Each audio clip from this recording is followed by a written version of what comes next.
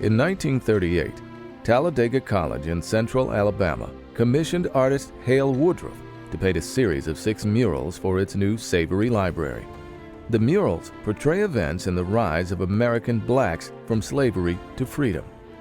During Woodruff's own time, the Talladega murals emerged as symbols of achievement and optimism for African Americans, and their message has transcended the decades.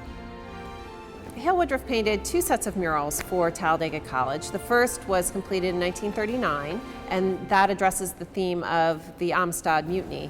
The second set he painted in 1942, and those 3 really are about the founding of Talladega College and events that surround the establishment of that institution. But really, Hale Woodruff thought of the 6 together as a single project. And although they were completed at different moments, he was thinking throughout the process of painting how he would draw connections between them. Hale Woodruff's journey to Talladega started in 1931, when he was invited to start an art program in Atlanta University Center.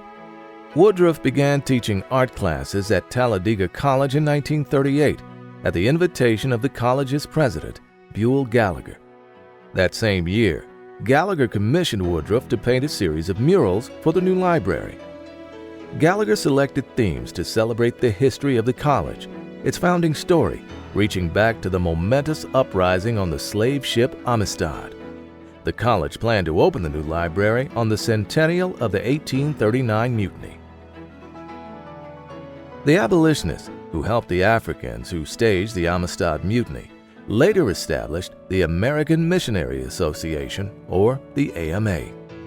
The public at large, and perhaps even blacks here in the city, never thought of this as anything other than paintings, and they really didn't know that much about the history of the paintings and what they really meant, not only to Talladega, but they had meant the creation of the American Missionary Association, which established, these colleges in the South as integrated colleges.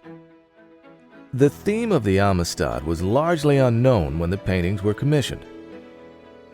The Talladega murals would be the first visual representation of the Amistad in the 20th century, and Woodruff was well aware of this important fact. To help the viewer work their way through the story that's being told in these canvases, Woodruff plants little details that helps us connect between the canvases. One of my favorites is this sort of collection, this little still life ensemble of evidence that's laid out at the trial on a table right before the judge. You take a look at it, and of course, you recognize the K-knives from the mutiny. Well, take a close look at the hat. It resembles the hat that's being worn by the captain as he's in the process of being slain in the mutiny. And of course, we have the shirt, which is the shirt that may or may not have been worn by the cook, who's also in the process of being killed by the mutineers. Led by conservator Larry Schutz of the Atlanta Conservation Center, the 6 murals were carefully removed from the walls of Savery Library. A historic day here at Talladega College as we begin the detachment process of murals coming down and traveling to Atlanta to go through a 12-month restoration. The murals are thankfully not adhered to the wall directly. A lot of murals from this period were put up with some very tenacious adhesives, which tend to break down through time and cause a lot more problems than we had here. So these were essentially tacked to the wall, free from wooden stretchers. They were brought in essentially the way we're taking them out, rolled up, brought in, unfurled onto the wall, tacked into place. And I'm exactly just reversing the procedure. The murals traveled to the Conservation Center in Atlanta in a climate-controlled truck. For over a year, the team performed an extensive conservation treatment.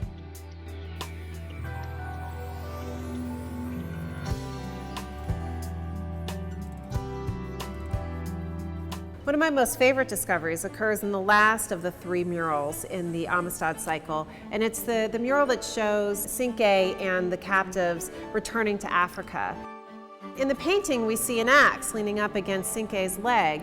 Conservation study revealed that beneath that axe, in fact, is a rifle. This strange adze-like shape, this part that's sticking down that was hidden by the molding, it's definitely the butt of a gun. You start to look through the hilt here, you'll see the striking plate from the flintlock. There's probably a flintlock mechanism over here that's hidden under the tail end. See a pull in the barrel. So this was once a rifle pointing right at Cinque. We're not sure why that rifle was painted over or who painted over it. It could have been Woodruff, but probably wasn't. Our conservation specialist feels that the brushwork is slightly different than what he would have expected from Woodruff. It's kind of a mystery for us and interesting to think about. My thoughts are that probably the symbol of a rifle might have felt a little bit too militant, a little bit too aggressive, where the idea here was to celebrate the return of these recently freed captives back to their native land in Africa. I think this project is really important, of course, first because of the conservation of these murals. They were important symbols during Woodruff's own time and, of course, remained influential for generations of artists to come.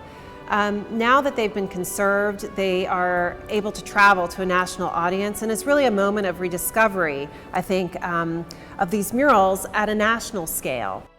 As part of this important project, the exhibition will travel across the United States for almost 3 years, bringing Hale Woodruff's masterpieces from Talladega College to a new national audience.